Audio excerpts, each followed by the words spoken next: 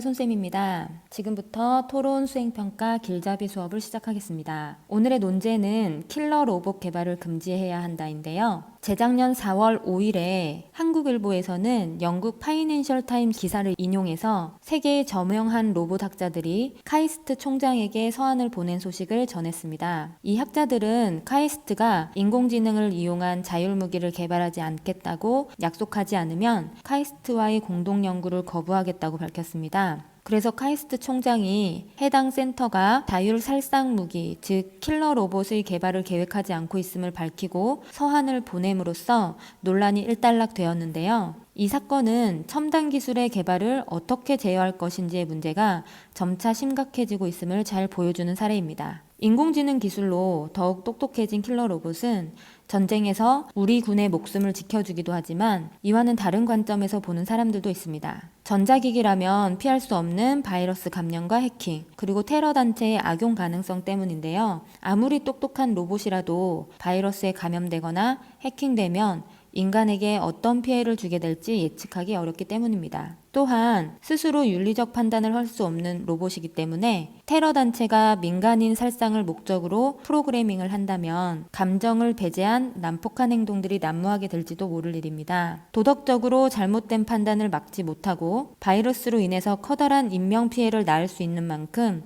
킬러 로봇은 위험한 존재인데요. 하지만 실제로 전쟁이 닥쳤을 때 인간의 역할을 로봇이 대신해서 인명피해를 줄일 수 있고 적으로부터 국가를 보호하는 큰 역할을 하기 때문에 무조건 킬러 로봇은 안 된다고 말하기 어렵기도 합니다. 이렇게 찬반 논쟁이 뜨거운 킬러 로봇에 대해서 자신의 생각을 정리해보는 시간을 가져보도록 하겠습니다. 자, 그렇다면 킬러 로봇에 대한 용어 정리를 먼저 하고 들어갈 건데요. 킬러 로봇은 사람의 의지 없이 스스로 공격을 하는 자율 무기 체제를 말합니다. 킬러 로봇은 일반 군사용 로봇과는 다른데요. 군사용 로봇은 실전에 투입돼서 자동 또는 반자동으로 임무를 수행할 수 있는 로봇을 말합니다. 주로 정찰을 나가거나 관측을 하거나 사진 촬영, 쥐레나 폭탄 제거 등의 임무를 수행하면서 본격적으로 실전에 배치되어 있기도 한데요. 보통 원격 제어를 통해서 임무를 수행합니다. 여기서 중요한 점은 킬러 로봇과 군사용 로봇이 자율성에서 차이가 난다는 점인데요. 군사용 로봇과는 달리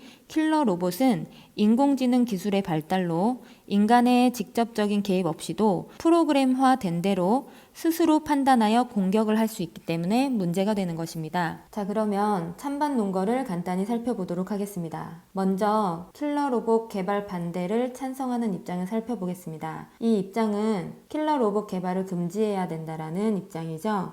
첫 번째, 인간의 조종을 받지 않고 스스로 움직이기 때문에 살상 행위의 책임 소재가 불분명하다고 이야기합니다. 둘째, 킬러 로봇은 생화학 무기나 핵무기처럼 대량 살상 무기가 될 수 있다라고 우려를 표합니다. 그리고 세 번째, 모든 살상 무기가 끔찍하기는 하지만 인간의 개입 없이 사용되는 무기이기 때문에 특히 비인간적이라고 이야기를 합니다. 킬러 로봇은 어떠한 인간적인 고려도 없이 게임을 하듯이 전쟁을 수행하게 돼서 인간성이 말살된 전쟁이 될 것이라는 것이 찬성 측의 이야기입니다. 마지막으로 전자기기라면 바이러스 감염, 해킹과 같은 위험으로부터 피할 수 없죠.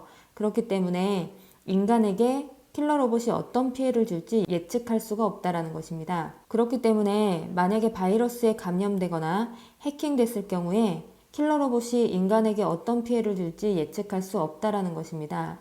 또한 스스로 윤리적 판단을 할 수 없기 때문에 테러 단체 등 범죄에 악용될 수도 있고 그 경우에 대량 살상을 막을 수 없다라는 난점이 있다라고 이야기합니다. 이에 맞서서 반대측 의견을 살펴보겠습니다. 반대측은 킬러 로봇 개발을 해야 한다라는 입장이죠. 이 입장에 따르면 먼저 킬러 로봇은 전쟁터에서 인간의 역할을 대신해서 인명피해를 줄일 수 있고 적으로부터 국가를 보호해 준다라는 이점이 있다라고 합니다. 그리고 찬성 측에서 얘기하는 것처럼 생화학 무기나 핵무기와는 다르다고 이야기합니다. 왜냐하면 생화학 무기나 핵무기는 군인과 민간인을 구별하지 않고 무차별적으로 피해를 입히지만 킬러 로봇은 정교하게 프로그래밍 되어 있어서 민간인 시설이나 민간인, 식별 능력이 뛰어나기 때문에 오히려 민간인의 피해를 줄일 수 있다는 것이 반대측의 주장입니다. 또한 로봇은 감정에 휩쓸려 행동하지 않을 뿐만 아니라